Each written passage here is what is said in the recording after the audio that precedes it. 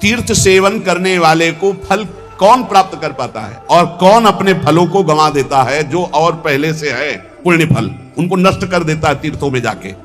तो बोले यस्य हस्तौ च पादौ च मनश्चैव सुसंयतम विद्या तपश्च कीर्तिश्च तीर्थ फलमश्नुते पतिगहादुपावृत्तः संतुष्टो येन केनचित् अहंकार निवृत्तश्च सा तीर्थ फलमश्नुते अक्रोधनश्च राजेन्द्र सत्यशीलो दृढ़व्रतः आत्मोपमश्च भूतेषु सतीर्थ फलमश्नुते।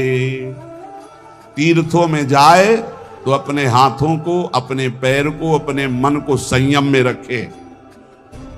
जो विद्वान, तपस्वी, गृहस्थ, विरक्त कोई भी हो, पहली बात तीर्थों में जाए तो अपने शरीर को संयम में रखे। पहला, कभी किसी तीर्थों में मैथुन धर्म का प्रयोग न करें।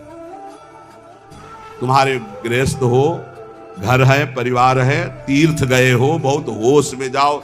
जैसे हरिद्वार, काशी, द्वारिकापुरी, ये ब्रज धाम, कहीं भी भगवान की कृपा से यदि जाना मिले तो पहला नियम ले लो कि हमको इन तीर्थों में ब्रह्मचर्य से रहना। 1 दिन, 2 दिन, 3 दिन, 4 दिन, जितने दिन तुम्हें रहना हो, ब्रह्मचर्य का पहला।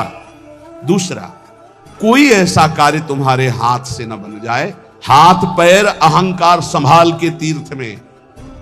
संत कनि रंकन जानती अभिमानी गर्विष्ठ लोभ मद मत अगाधा दुष्ट परिहरो दूरी भजत भज श्री हरि राधा। धामों में, तीर्थों में ऐसे भगवान के लाडले घूमते हैं जिनको तुम समझोगे पागल हैं, जिनको समझोगे भिखमंगे हैं, जिनको समझोगे ये भूल कभी न करे तीर्थों में जाके किसी भिखारी, किसी पागल, किसी को कमजोर समझकर कि आप मार दें, पीट दें। पहली बात, किसी भी तीर्थ में जाकर मैथुन धर्म का प्रयोग न करें। गृहस्थ किसी भी तीर्थ में जाकर किसी को गरीब या भिक्षुक या भिखारी को समझ करके कि अरे ये तो ऐसे ही, कहीं आप उनकी अवहेलना न कर दें, उनके ऊपर हाथ ना उठा देने, सारे सुकृत चले जाएंगे। और कह रहे, जो तीर्थ सेवन का फल प्राप्त करता, तीर्थों में जो बटता हो उसे नहीं पाना चाहिए। प्रतिग्रह शून्य। अगर जैसे हलवा पूड़ी परिक्रमा में बट रहा है या कहीं बट रहा है, बोले ये प्रभु का प्रसाद है, आप ले लीजिए, प्रणाम करो। आपको ये नहीं कि दबा के हलवा पाए, परिक्रमा किए हो, आप आए हो गृहस्थी में, बिल्कुल आपको किनका नहीं लेना।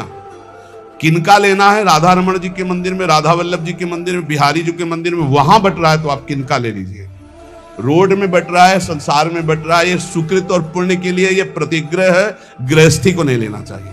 विरक्त को भिक्षान्न की अगर उसका बहुत मौज आई है तो एक ही से ले लो, फिर वो उस दिन दूसरे से कुछ मत लो, वही पाकर अपना गुजारा करो। मान लो हलवा बट रहा है तो 1-2 ले लिया और 1-2 से गुजारा करो तो तुम्हारा भजन बच जाएगा। विरक्त को, गृहस्थ को तो बिल्कुल नहीं लेना चाहिए। शास्त्र सम्मत बात पहले भी बताई थी, अब भी कह रहे कि प्रतिग्रह दुपाव्रतः संतुष्टो येन केनचित्। जो तुम्हारा धर्म पूर्वक चना चबेना है उससे गुजारा करो, तीर्थयाटन करो, परिक्रमा करो, भजन करो, उपवास करो, जैसे बने अपने धन का प्रयोग करो। दूसरों का कहीं दान प्रतिग्रह आश्रमों में खाना ये नहीं।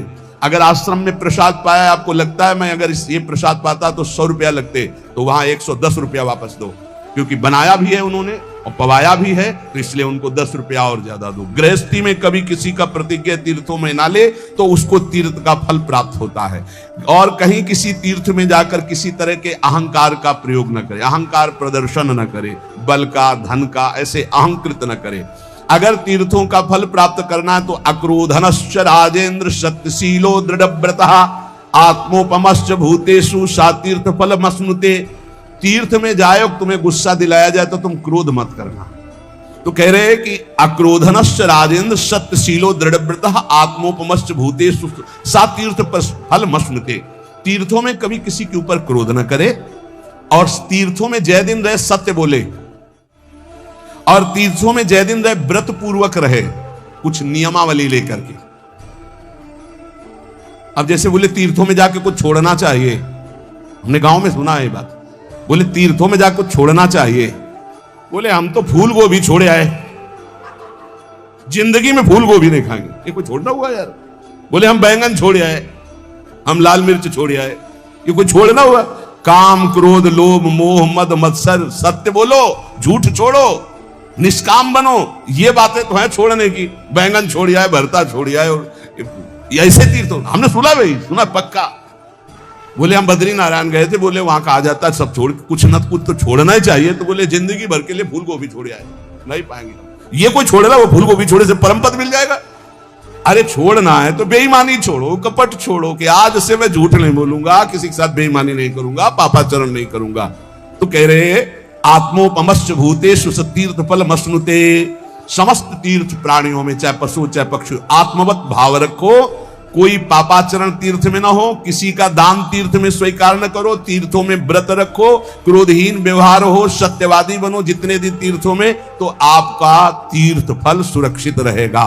और जिसका तीर्थ फल सुरक्षित रहता है उसका अध्यात्म उठने लगता है, अध्यात्म भाव में उसका भाव उठने लगता है। इसलिए उपासक को चाहिए कि अगर भगवत तीर्थों में वास मिल रहा है, भगवत तीर्थों में है, तो बहुत सावधान होकर रहे, क्योंकि तीर्थों का पाप भी कई गुना बढ़ के होता है, पुण्य भी कई गुना बढ़ के होता है। तो आज के सत्संग का सार, भगवत मार्ग में चलकर नाटक ना करे, भगवत मार्ग में चलकर केवल भगवान के रिझाने के लिए सब कुछ करे, जो नाचना गाना कथा कीर्तन भगवत भाव, ये प्रभु को रिझाने के लिए। अगर हम तीर्थों में जाएं तो ठीक से आचरण करें, जैसा वर्णन किया गया। जीवन में सिद्धांत समझ ले, भोगों से कभी शांति नहीं मिलती, तृष्णा, सब कुछ पुराना हो जाता है लेकिन वो नई बनी रहती है। इसलिए हम नाम जप के द्वारा, सत्संग के द्वारा अपने अंतःकरण को निर्मल करके इसी जन्म में भगवत प्राप्ति करें। शेष आगे श्री राधा वल्लभ लाल की।